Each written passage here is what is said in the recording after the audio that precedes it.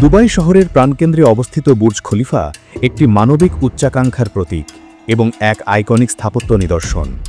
৮২৮ metre উচ্চতা নিয়ে এটি বিশ্বের সবচেয়ে উঁচু ভবন।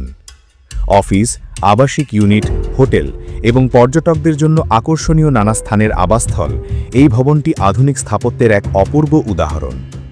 এতে রয়েছে ৩৬০ ডিগ্রি ভিউ সহ একটি দর্শনীয় পর্যবেক্ষণ ডেক। ২০১০ সালে সম্পন্ন হওয়া এই ভবনটির নির্মাণ ছিল এক নজিরবিহীন প্রযুক্তিগত ও মানবিক চ্যালেঞ্জ। এতে রয়েছে ১৬০টি তলা, যা একে দুবাই শহরের এক মহাকাব্যিক ল্যান্ডমার্কে পরিণত করেছে। বুর্জ খলিফার বসবাস এক অনন্য অভিজ্ঞতা। শহরের উঁচু থেকে উপসাগরের দৃশ্য, বিলাসবহুল সুবিধাসমূহ যেমন সুইমিং পুল, জিম এবং ঝুলন্ত বাগান রয়েছে। যারা এখানে কাজ করেন তাদের জন্য এটি একটি মর্যাদাপূর্ণ ঠিকানা। ভবনের অবস্থান শহরের কেন্দ্রে হওয়ায় মেট্রো, দোকান, রেস্তোরাঁ এবং অন্যান্য আকর্ষণ কাছেই রয়েছে। এটি কেবল একটি আবাসিক বা বাণিজ্যিক ভবন নয়, বরং এক পূর্ণাঙ্গ পর্যটন কেন্দ্র। দর্শনার্থীরা ১২৪ তলায় গিয়ে পুরো দুবাই শহরের ৩৬০ ডিগ্রি ভিউ উপভোগ করতে পারেন। এছাড়া ভবনের ভেতরে রয়েছে আন্তর্জাতিক শিল্পীদের সমসাময়িক শিল্পকর্ম, থিয়েটার, সিনেমা হল, রেস্তোরাঁ, বিলাসবহুল ব্র্যান্ডের দোকান এবং একটি স্পা।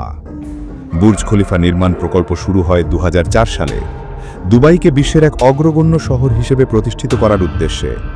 লক্ষ্য ছিল অর্থনৈতিক উন্নয়ন ত্বরান্বিত করা ও বৈশ্বিক পর্যটনের কেন্দ্রে পরিণত হওয়া। এটি ছিল বিশ্বের সবচেয়ে উঁচু ভবন নির্মাণের প্রচেষ্টা, যা স্থিতিশীল ও নিরাপদ হবে। এজন্য আধুনিক প্রযুক্তি, ডিজিটাল সিমুলেশন ও বায়ুর গতিবিধি বিশ্লেষণ ব্যবহার করা হয়।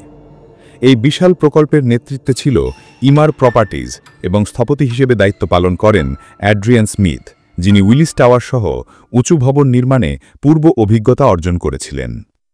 এই ভবনের নকশা একটি ফুলের গঠন থেকে অনুপ্রাণিত। বিশাল উচ্চতা মোকাবেলার জন্য প্রকৌশলীরা উদ্ভাবন করেন বিশেষ কাঠামোগত প্রযুক্তি।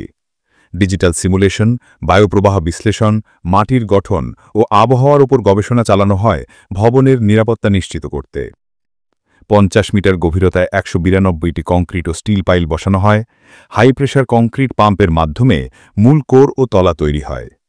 এয়ার কন্ডিশনিং, বৈদ্যুতিক, জল সরবরাহ ও অগ্নি নির্বাপক ব্যবস্থা সম্পন্ন করা হয়। এই প্রকল্পে দক্ষিণ কোরিয়ার স্যামসাং ইঞ্জিনিয়ারিং অ্যান্ড কনস্ট্রাকশন নেতৃত্ব দেয়, যাদের অভিজ্ঞতা ছিল পেট্রোনাস টাওয়ার ও তাইপেই ১০১ নির্মাণে। জার্মান কোম্পানি পুৎসমেজার তৈরি করে একটি বিশেষ কংক্রিট পাম্প, যা ৬০৬ মিটার উচ্চতা পর্যন্ত কংক্রিট পৌঁছে দিতে সক্ষম হয়, যা এক বিশ্ব রেকর্ড। উপরের তলাগুলোর কাঠামো তৈরি হয় হালকা স্টিল ও বিশেষ কংক্রিট মিশ্রণ দিয়ে, যা উচ্চ তাপমাত্রা ও চাপ সহ্য করতে সক্ষম হয়। শ্রমিকদের নিরাপত্তা ও আরামের কথা বিবেচনায় রাতের বেলায় বেশি নির্মাণ কাজ করা হতো। ২০০৮ সালে বিশ্বমন্দা প্রকল্পটির ভবিষ্যৎকে হুমকির মুখে ফেলে দেয়।